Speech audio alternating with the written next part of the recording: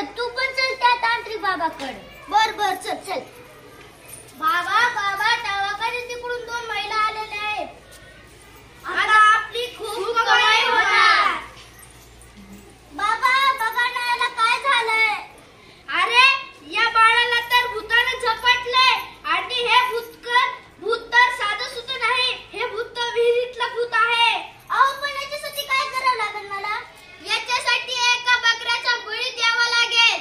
मी तुम्हाला जेवढे पाहिजे तेवढे पैसे देते पण माझ्या बाळाचे ताप वाचवा. तू काळजी करू नकोस. तुझे आम्हाला पैसे दे. तुला जे नको नवे ते आम्ही देऊ. धर हे पैसे.